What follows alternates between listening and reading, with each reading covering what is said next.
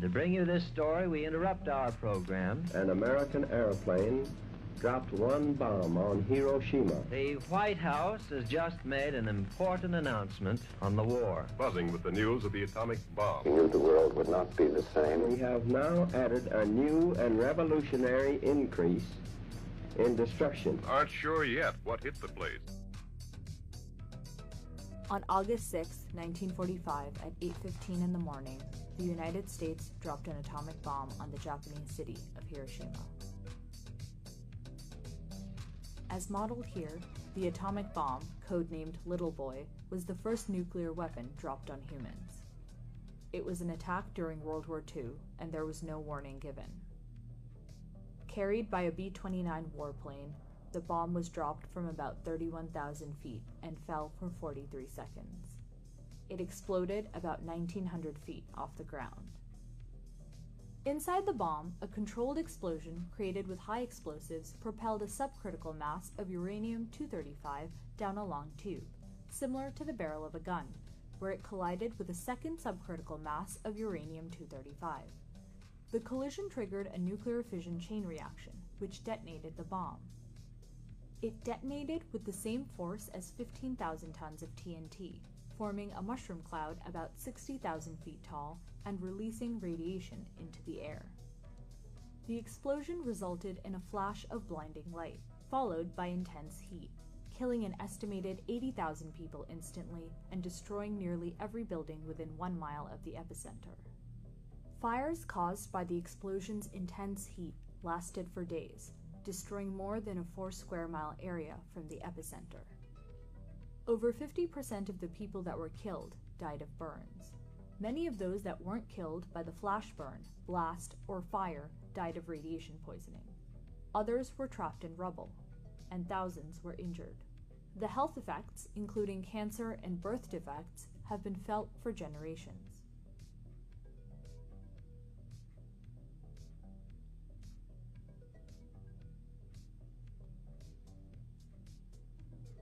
Three days later, another atomic bomb, made with plutonium, was dropped on Nagasaki, killing at least 74,000 people.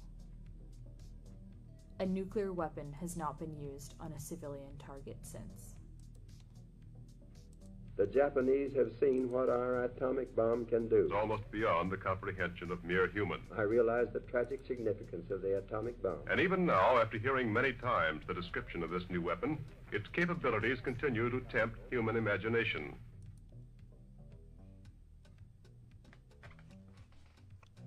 Wow. Wow. That's something.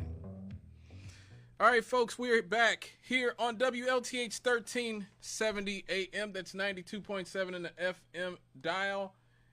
This is Straight Out of the Cannon with me, Scott Cannon. It is 7:38 in the PM. The future's here. The future's now. In the year of our Lord, 2025, August the 8th. And as you heard in the video, it has been actually 80 years. 80 years this week, August 6, 1945, since the United States dropped an atomic bomb named Little Boy on Hiroshima, Japan, during World War II. The explosion of this bomb was the equivalent of 15 kilotons of TNT. 15 kilotons of TNT. It completely obliterated the city of Hiroshima, killing approximately 80,000 people instantly. It killed 80,000 people instantly. Tens of thousands of more people died in the following weeks due to injuries and radiation poisoning. Imagine dying of radiation poisoning. Good Lord. 90% of the city's buildings were destroyed or severely damaged.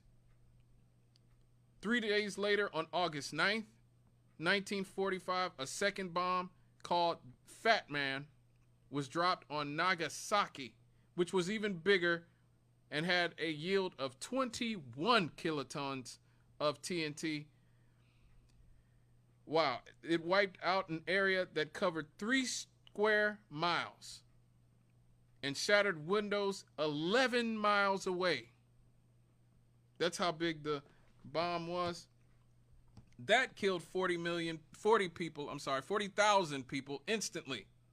Instantly, 40,000 people dead, wiped out, with additional deaths from injuries and radiation in the aftermath. The city's industrial and military significance is why they targeted these cities. The bomb actually missed its intended target, which was downtown near the Mitsubishi shipbuildings and munitions factories, which was 2 miles away. It exploded instead of hitting the shipbuildings and munitions headquarters, it actually hit the Urakami Cathedral, which is East Asia's largest Catholic community in Japan. It was the largest cathedral in the biggest Catholic community in Japan. Now, the official story is that the bombings led to Japan's surrender on August 15th, 1945, effectively ending World War II. This event remains the only time in human history that nuclear weapons have been used in warfare. An estimated 120,000 to 220,000 people were vaporized, just wiped out by these bombs. Most of them were civilians, with long-term effects like radiation-related illnesses and psychological trauma. Just imagine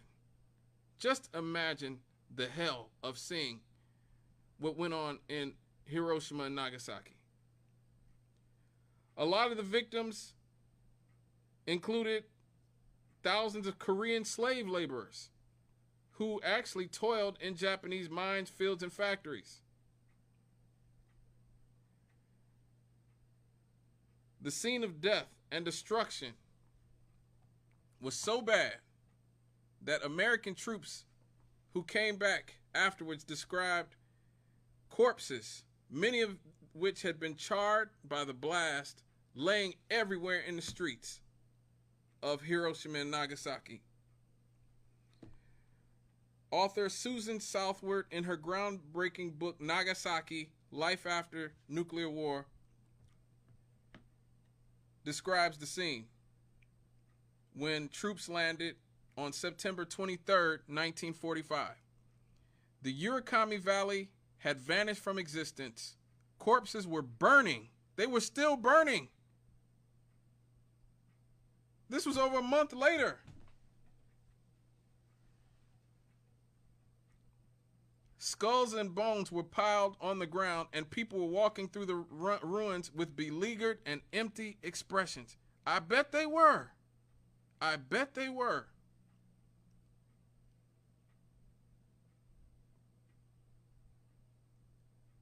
The most tragic thing about this, and the reason I wanted to talk about this, is that none of this was necessary.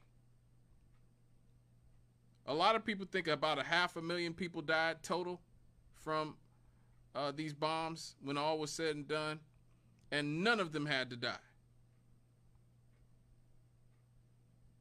And so it is, once again, it shows you what the people running this government are willing to do. Not just here and abroad. We talked about in the A block, about how our government uses propaganda here and around the world to beat people into compliance. Well, if that doesn't work, they just vaporize you.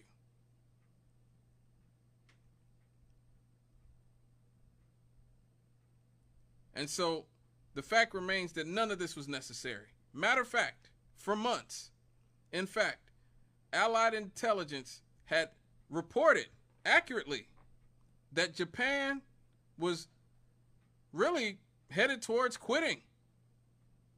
They were demoralized, and they were ready to give up and surrender regardless Harry Truman knew this. On July 6th, a full month before Little Boy was dropped on Hiroshima, in preparation for the Potsdam Conference, the Combined Intelligence Committee of the Combined Chiefs of Staff issued a top-secret estimate of the enemy situation.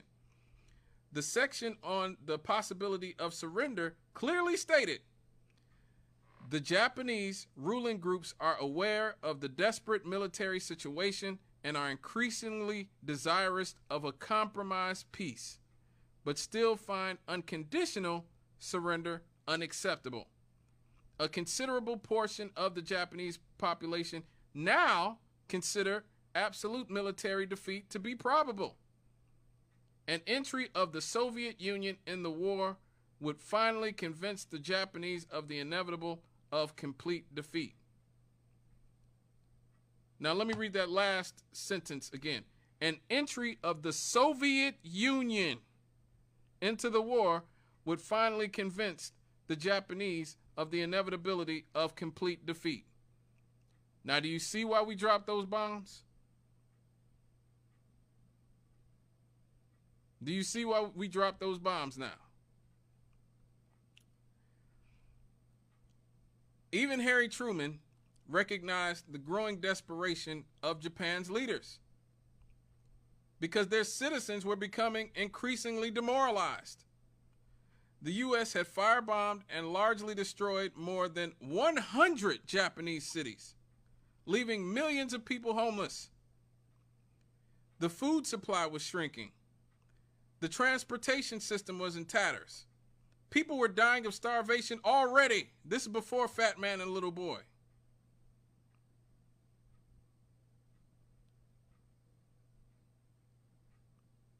The supplies had run so low that new Japanese pilots could barely undertake the training flights needed to prepare for battle, because the U.S. had completely decimated Japan's Air Force and Navy. And as the July 6th report indicated, the Japanese leaders were looking for a way out. So Harry Truman knew this, and all of our leaders knew this. Harry Truman described the intercepted July 18th communication between officials in Tokyo and Moscow, the Soviet Union, as the telegram from the Japanese emperor asking for peace. So the officials in Japan were reaching out to the Soviet Union, who were one of the Allied forces, who were on our team at the time, and were basically saying, hey, what if we just gave up? Let's work something out so we can surrender and end this war. 7 of America's 8 5-star officers in 1945 are on record saying that the bombs did not need to be dropped. So why did they drop the bombs? Why commit such a horrific war crime that to this day stands as still the only time in human history that a nuclear weapon has been used in a war? Why do it? If Japan was going to surrender regardless, why do it? Why do this?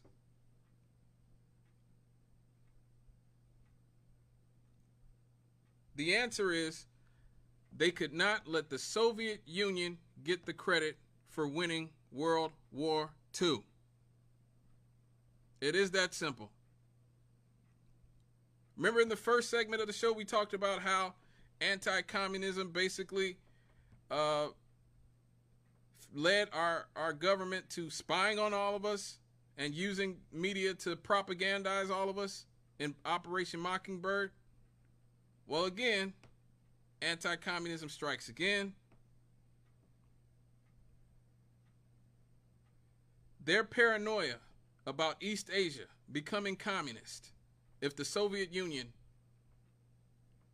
were the ones who were given credit for winning World War II, led them to killing hundreds of thousands of innocent men, women, and children, burning people alive. And the people who lived were left with illnesses and scars that they carried for the rest of their lives.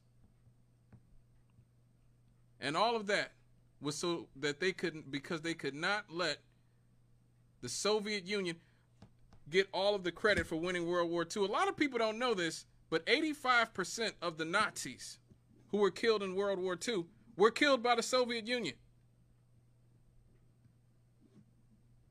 85% of the Nazis who were killed in World War II were killed by the Soviet Union.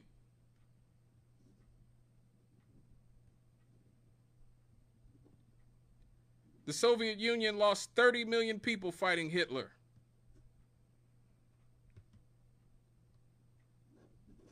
They were fighting Hitler back in 39. We didn't get involved until 41 in this country. Now, don't get me wrong. A lot of that was due to Stalin being really incompetent and like putting like his children over, over different battalions who were like buffoons and stuff like that. Like the Soviet Union did not have to lose 30 million people. They didn't have to. But the fact is they did. They did. They lost 30 million people fighting Hitler and the Nazis. They killed 85% of the Nazis who were killed in World War II. If they had been the ones who liberated Japan as well, they would have gotten the credit.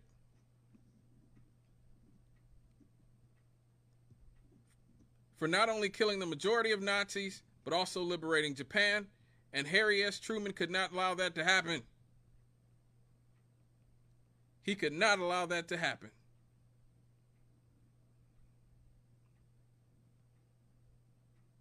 And so they burned hundreds of thousands of innocent men, women, and children alive. And committed the worst atrocity maybe mankind has ever visited on another group of people. Although Benjamin Netanyahu seems to be doing his best to compete. Woo, boy. By the time he's done, we may have a few dead Palestinians. Millions dead Palestinians on our hands. And all of these people always get away with it, too. Because for all the press that the International Criminal Court gets, it really is only there to punish Africans and Eastern Europeans. Let's just be real here.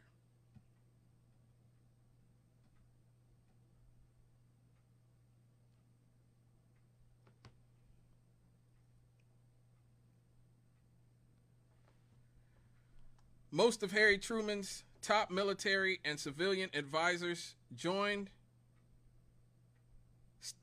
Secretary of War Henry Stinson in pushing Harry Truman and Secretary of State James Burns to drop the demand for unconditional surrender and inform the Japanese that the emperor could stay.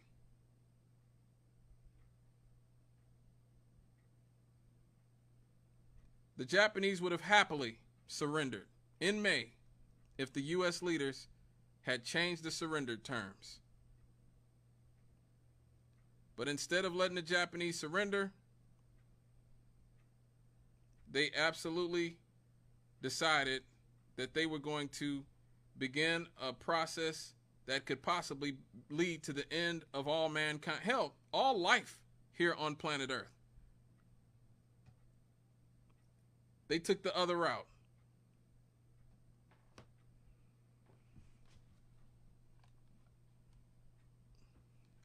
Los Alamos scientific director J. Robert Oppenheimer. Yeah, that guy. The guy they made the movie about last year. He warned top government and military leaders that within 3 years, the U.S. would likely have weapons between 700 and 7,000 times as powerful as the relatively primitive bombs that flattened Hiroshima. It's called the Manhattan Project. And so now here we are 80 years later. Russia, I believe, has 9,000 nuclear warheads. I believe we have like 6,000 or something. We have more than enough nuclear material and nuclear weapons to kill everyone on Earth multiple times.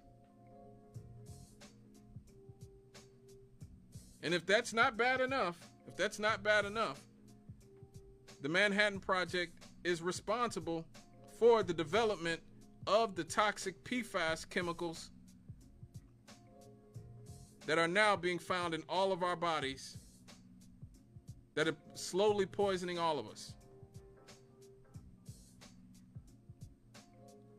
Now, again, I don't tell you this to demoralize you. I tell you this just like I tell you stuff about Operation Mockingbird, to remind you that these people who are supposed to have your best interest in mind absolutely do not have your best interest in mind. And they only have the power that we allow them to have. That is it. They govern with our consent. We let them do this. We let them do this. If we did not let them do this, they could not do this. They couldn't have done it then, and they can't do the things they're doing now without our consent. We give them the consent, and we can withdraw the consent at any time. And that is why this is a hopeful message, because I hope anybody listening to this would hear what went on with Operation Mockingbird, or went on with the bombings, the horrific, barbaric bombings of Hiroshima and Nagasaki, and then decide that no longer will they consent to be governed by the monstrous people who run this government.